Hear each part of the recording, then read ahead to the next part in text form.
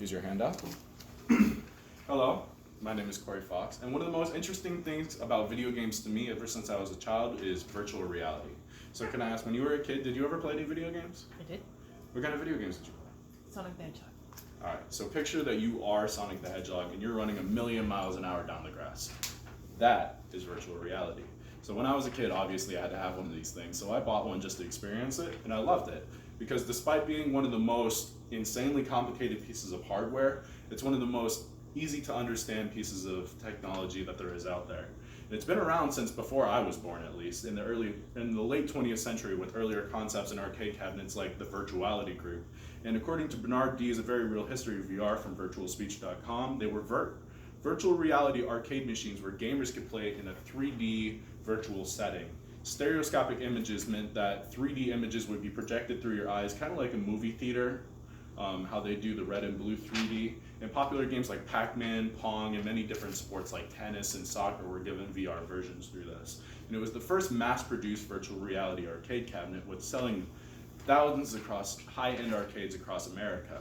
And of course, when virtual reality becomes popular with kids, Nintendo wants to get a piece of it. So we have the Nintendo Virtual Boy in 1995. It was the first portable system, actually, to display 3D graphics, as you could see in your pamphlet there. However, it only used monochrome pictures, meaning everything was stuck being red. And it also came to about $300, $400 and only sold 770,000 units, meaning it was a massive commercial failure.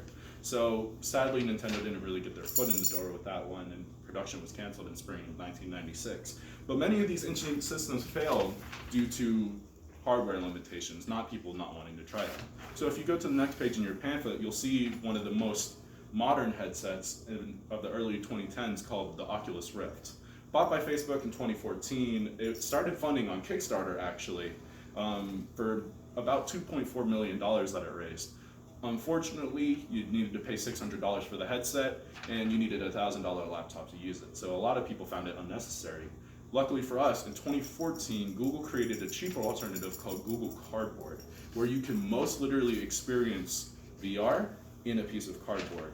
And lots of grocery stores sell these plastic hollow shells for Google Cardboard for about 20 to 25 bucks. So if you just wanted to experience it, you can do that with Google Cardboard. And of course, we can't stop at the next page with our newest alternative, the Quest. It is a completely portable VR system akin to the Virtual Boy. All the processing power and hardware is up in the headset, and it plays high definition video games like you see in the image below. And its price is modestly reduced to about $400, which is incredible. However, there's a limited variety of games for it right now due to the coronavirus pandemic. But tech is still getting better, including the Oculus Quest, and it's being used for more things, which brings me to non-video games usage for the past and the present, starting in 1961 with Philco Corporation creating the HeadSight for the US military rather. It was created with 2 video screens, 1 in each eye, so it technically displayed 2 images, but it came out 3D because of stereoscopic imagery. And it had a head tracking system that was a whole bunch of cameras mounted around it, as you can see in the pamphlet. And it was used for military situations like recon, almost like a periscope to scout out dangerous situations. And according to Tol-M's How VR Exposure Therapy Treats PTSD, it's also used in exposure therapy to help military veterans and people who have been in stressful situations deal with their PTSD by becoming used to it, by becoming exposed to it. Soldiers will experience gunfire sounds in their ears, they will see people shooting at them, and it will help them get over their fear of that. It also helps doctors. VR technology has been used for simulation of dental tools as of late. And yeah, so there's a lot of different practical uses for this in the real world. So what have we learned? We've learned that VR has become one of the most innovative and exciting pieces of entertainment technology from the past 2 centuries, essentially. And it started the newest century off on an innovative firework with the Rift. And it wasn't always like that in the late 90s, the early 90s, and even back into the 80s, a lot of arcade systems were failures because they tried to get on the VR hype.